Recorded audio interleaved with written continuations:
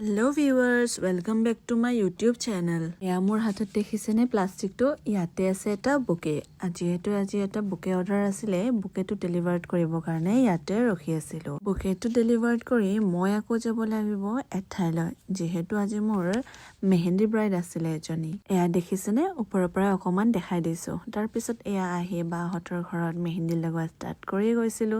যিহেতু অকলে গলে মেহেন্দি লগাই থাকিম নে ভিডিঅ' ক্লিপ ল'ম, অকমান অসুবিধা হয় দিয়কচোন। তথাপিও মই কেইটামান ব্ৰাইডৰে অকল ভিডিঅ'জ লৈ লৈছোঁ, যিহেতু মোৰ হাতত সময়ো নাছিলে।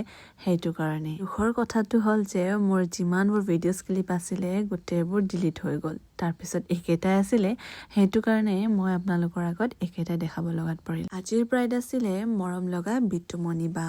তাইক লগ পাই খুব ভাল লাগিলে আৰু সিহঁতৰ ফেমিলিটো বহুত বেছি ভাল লাগিছে। এতিয়া আমাক ব্ৰাইডে ভালকৈ সময় দিয়ে, আমাৰ মেহেন্দি আঁকাটো বহুত বেছি ধুনীয়া হয়। যিহেতু মেহেন্দিত সময় লাগে আৰু জলবাজিত মেহেন্দি অঁকাটো ভাল নহয়। বায়ে মোক কৈছিলে তুমি সময় লোৱা আৰু ধুনীয়াকৈ দি দিয়া। যিহেতু বাই ইমানখিনি সময় দিছে, সেইটো কাৰণে তেওঁক থেংক ইউ। মোৰ বহুত বেছি ভাল লাগিছে তেওঁলোকৰ লগত কাম কৰি। আৰু এয়া দেখিছেনে ইহঁতবোৰে গোটেইবিলাকে কাম কৰি আছে, চাই ভাল লাগিছে। মেহেন্দি আঁকিবলৈ সচৰাচৰ বহুত ধৈৰ্যৰ প্ৰয়োজন, আৰু যাৰ ধৈৰ্য আছে সিহে মেহেন্দি আঁকিব পাৰে।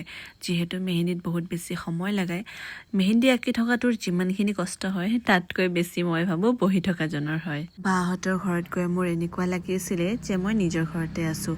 ইমান বেছি মৰম দিছে সকলোৱে, বাৰ ডাঙৰ বা, বাৰ সৰু বা, গোটেইবিলাকে। বাক যেতিয়া ভৰিত মেহেন্দি লগাই দিছিলো তাই অকমান সময় বহি আছিলে, যিহেতু মেহেন্দিখিনি বেয়া হৈ যাব উঠি দিলে। তাৰপিছতে চিম্পল মেহেন্দি লগাইছিলে বাৰ ডাঙৰ বা আৰু সৰু বাই। আজিলৈ ইমানেই।